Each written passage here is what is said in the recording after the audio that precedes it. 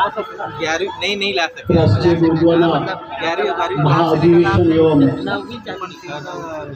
महागुरुनानक कोया पुणे महासम्मेलन तथा राष्ट्रीय गोंडी एवं सांस्कृतिक महोत्सव ये कार्यक्रम 22 जनवरी से 26 जनवरी तक छत्तीसगढ़ में आयोजित किया गया है। आज यहाँ पे राष्ट्रीय गुरुद्वारा साहित्य महासम्मेलन का आयोजन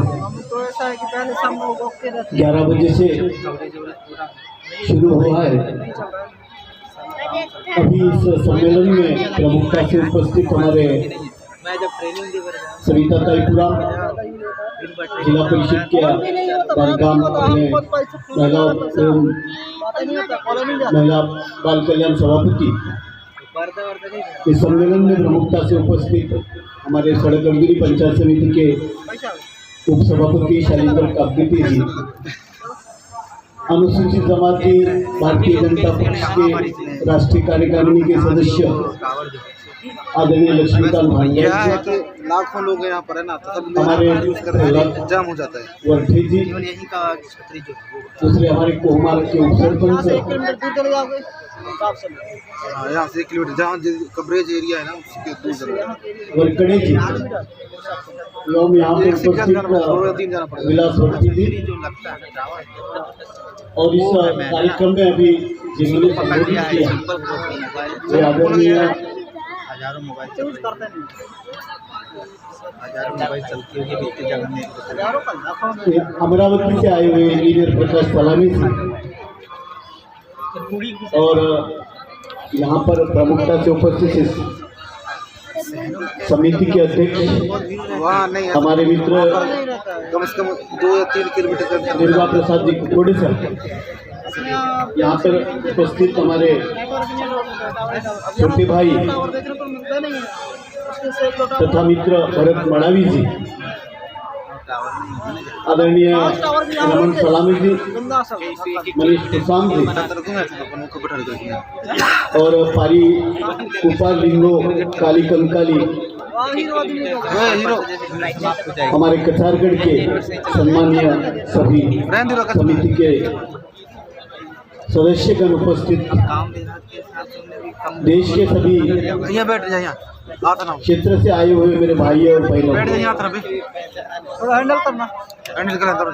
इस साल थोड़ी असुविधा हुई, ट्रेन के शेड्यूल बराबर नहीं थे, ऐसे प्रहलाद हमारे दुर्गा प्रसाद जी कह रहे थे, इसलिए थोड़ा आने में दिक्कतें हुई, लेकिन फिर भी आप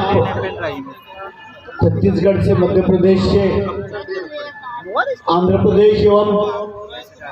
इस देश के काना कोपरे से यहाँ पे आते हो। आसिया की सबसे बड़ी गुफा, हम सबके दैवत, हम जनजातीय समाज के दैवत, हजारों सालों से इतनी पुरानी गुफा शायद आसिया में भी नहीं है, जिसके ऊपर एक रिसर्च होना चाहिए।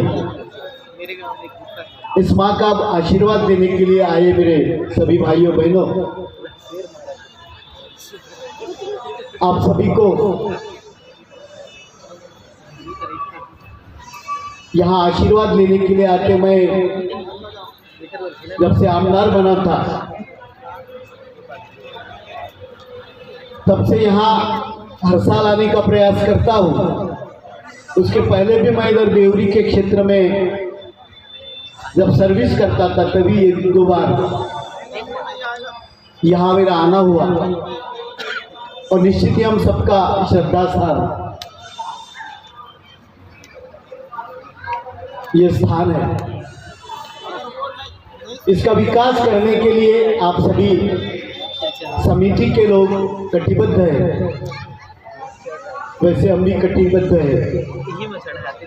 परम पूज्य डॉक्टर बाबा साहब अम्बेडकर ने इस देश को जो संविधान दिया, उस संविधान के में समता, स्वातंत्र्य और न्याय की भूमिका, उसका मूलाधार ही हम हमारी शिक्षा में है।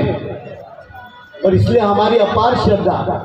कि इस देश में जातीयता का निवारण हो और सभी मानव एक समान है, ऐसा जो भारतीय संविधान का मूलाधार है उस पर श्रद्धा रखने वाले हम सब लोग हैं। दुर्दैव से हम सबका विकास जिस तरीके से होना चाहिए था वो हुआ नहीं। भारतीय घटना के शेड्यूल में हम सबको आरक्षण की सुविधा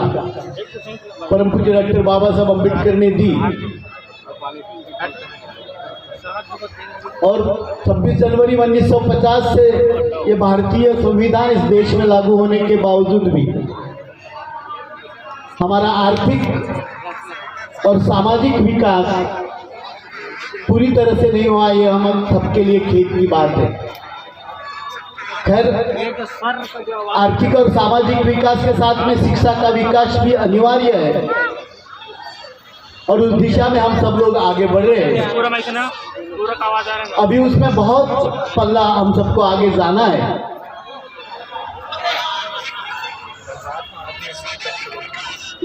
इस सम्मेलन के निमित्त से, राष्ट्रीय गोंडवाना महाअधिवेशन के निमित्त से एक शिक्षा यहाँ आके हम सबको मिलती है। हम सब एकजुट होते हैं और यहाँ पे कई विषयों के बारे में चर्चाएं होती है। मैं जब सामाजिक न्याय मंत्री था तब यहाँ पे हम लोगों ने यहाँ के रास्ते बनाने के लिए, बाकी की और चीजों के विकास के लिए हम सबने प्रयास किया, लेकिन मूलभूत जो प्रश्न यहाँ पे बार बार आते हैं, पहले तो यहाँ क वर्ग का था, बाद में ब वर्ग का दर्जा मिला, लेकिन जो निधि यहाँ पे आना चाहिए था हम अध्यक्ष को या बाकी सबको जो लगता है, तो मुझे लगता है इसके बारे में भी हम सबने विचार करके उसका पाठ पुरावा अगर करें तो ये तीर्थ क्षेत्रों में निश्चित ही आएगा। 2019 में इसका जो प्रस्ताव गया, अभी यहाँ के जो आमदार है, पहले संजय पुराम जी थे, अभी कोरोटी जी है, और आप सभी ने मिलकर प्रयास करे तो निश्चित ही मुझे लगता है ये वर्ग अ होना बड़ी बात नहीं। इसमें राजकीय भाषण तो मैं इसलिए नहीं दूंगा, उसके बाद क्योंकि जहाँ तक ठीक है गोंडी भाषा को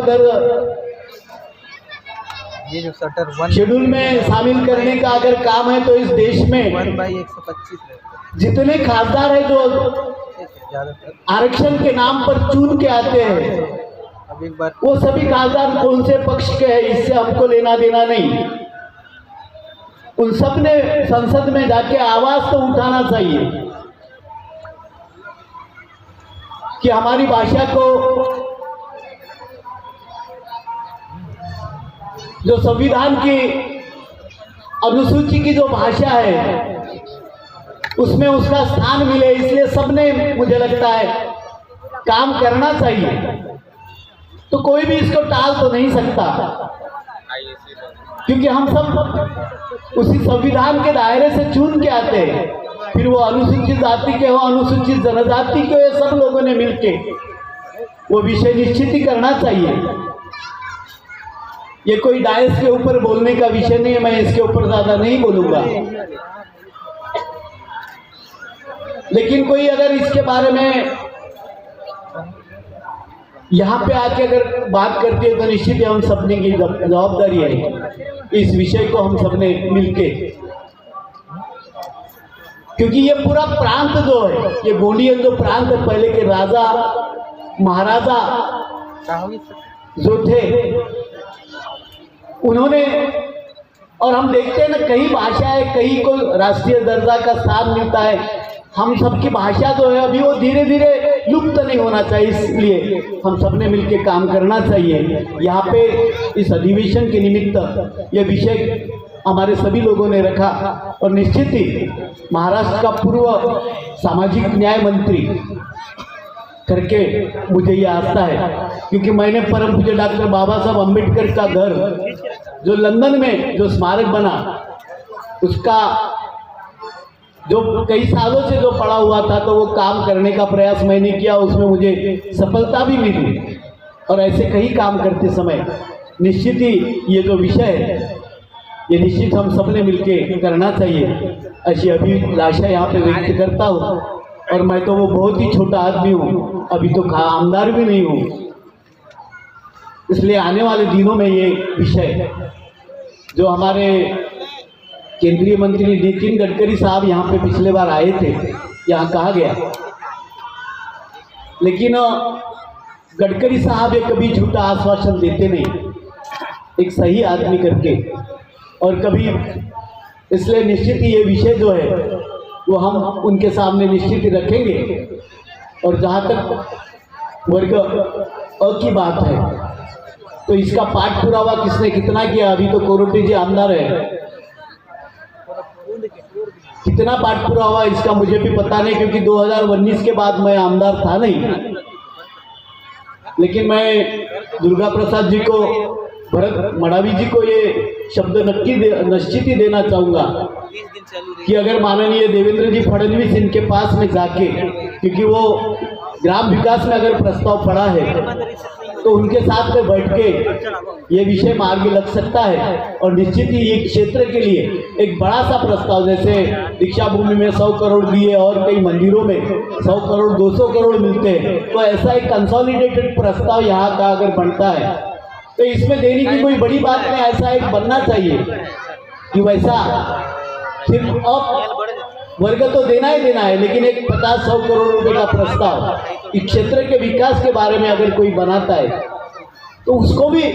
निधि मिलना चाहिए, ऐसी अभिलाषा मैं यहाँ पे रखता हूँ। और निश्चित ही इस दिशा में काम करने के लिए मैं ट्रस्ट के समिति के साथ आपके साथ जरूर आऊँगा। आप जब भी मुझे करेंगे तो ये कोई भी मन में कपट नहीं रखते हुए, कोई छल कपट नहीं करते हुए मैं आप सभी के साथ आऊँगा, और निश्चित ही ये विषय मार्ग लगेगा, ऐसा मैं यहाँ पे मानता हूँ। इस राष्ट्रीय गोंडवाना महाअधिवेशन के निमित्त से एवं आज के ये साहित्य महासम्मेलन के निमित्त से मैं सभी यहाँ पे उपस्थित आयोजित सभी परिजनों को बहुत बहुत धन्यवाद देते हुए अपने शब्दों को विराम देता हूँ। जय सेवा, धन्यवाद।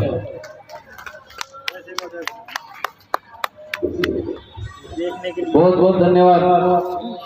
आदरणीय बडोले साहेब। हा जो विषय होता, ह्या विषयाच्या अनुषंगानं प्रश्न असा उपस्थित झाला की ज्या पद्धतीनं 2019च्या नंतर आम्ही स्वतः मंत्रालयात जाऊन आलो, ग्रामविकास मंत्रालयाकडे फाईल पडलेली होती आणि खरोखरच एक आता जी आम्ही मावळची जी संकल्पना आम्ही आज ठरवला होता, आमचा माणूस नसल्यामुळे आणि संसदेमध्ये आमच्या गोंडी भाषेचा मुद्दा उचलून धरणारे एकही आमच्या गोंड समुदायातील खासदार नसल्यामुळे आमची भाषा कोणीही उचलून धरू शकत नाही। आणि आज आम्ही या विषयावर चर्चा केलेली आहे आणि म्हणून तुम्हाला सांगतोय साहेब की जोपर्यंत या जसं महाराष्ट्रामध्ये 4 जे लोकसभा क्षेत्र आहेत, त्या 4 लोकसभा क्षेत्रांमध्ये एकही गोंड समुदायाच्या माणसाला प्रतिनिधित्व करायची संधी मिळत नाही। आणि म्हणून सगळ्यात मोठी चूक आता जसं आपण विचार जर केला तर जोपर्यंत आमच्या एकूण 47 जमातीमधील जे लोकांना ज्यांना संधी मिळाली आणि 47 लोकांच्या ज्या जातीच्या लोकांच्या समुदायातील जे लोक आहेत त्यांची बोलीभाषा वेगळी असली तरी एकूण 11% लोक या 17 राज्यांमध्ये गोंडी भाषा बोलतात। आणि शोकांतिका अशी की जसे आपण पुलसे साहेबांना जर सोडलं किंवा 2-4 लोकांना सोडलं तर त्यांना पाठपुरावा मिळत नाही। काल नवकुमार सरनिया साहेब आसामचे खासदार त्यांनी सुद्धा हा प्रश्न उपस्थित करण्याचा प्रयत्न केला होता, परंतु त्यांनाही सहकार्य मिळू शकलं नसल्यामुळे हा मुद्दा जसाचा तसा पडला। आणि दुसरी गोष्ट, आज आम्ही याचा जेव्हा आम्हाला 2-4 लोकांचे फोन आले की गोंडी भाषेचा जो मुद्दा आहे याच्या 4 कार्यशाळा झालेल्या आहेत आणि 4 कार्यशाळा सरकारच्या वतीने घेण्यात आल्या, त्यामध्ये काही जे त्रुटी आहेत त्या त्रुट्यांची पूर्तता शासन स्तरावर सुरू आहे आणि येणाऱ्या काही 1-2 वर्षामध्ये कदाचित या गोंडी भाषेला राष्ट्रीय भाषेचा दर्जा मिळवण्यासंदर्भात आणि अनुसूची 8 मध्ये समाविष्ट करण्याच्या संदर्भात जी कार्यवाही मानव संसाधन विकास मंत्रालयाकडे आणि सांस्कृतिक कार्य मंत्रालयाकडे सोपविण्यात आलेली आहे ती पूर्णत्वास जाईल अशी आम्हाला सुद्धा आज हमी मिळाली असल्यामुळे आदरणीय बडोले साहेबांना सांगतोय की साहेब आम्ही निश्चिंत झालोय सकाळपासूनच की ही गोष्ट जशी आमच्या कानावर पडली की काही झालं तरी चालेल, परंतु येथे 1 ते 2 वर्षात गोंडी भाषेला राष्ट्रीय भाषेची मान्यता मिळाल्याशिवाय राहणार नाही. आणि खरोखरच दुसरी गोष्ट साहेब आमच्यासाठी की आमच्या कचारगड ज्या ट्रस्टला दर्जा मिळावा या संबंधानं आपण जो शब्द दिला की आपण देवेंद्र फडणवीस साहेबांपर्यंत आमच्यासोबत येऊन याचा पाठपुरावा करण्यासाठी आम्हाला मदत करण्याचा शब्द दिल्याबद्दल या मंडळाच्या वतीने ट्रस्टच्या वतीने आपलं पुनश्च एकदा आभार. आणि यानंतर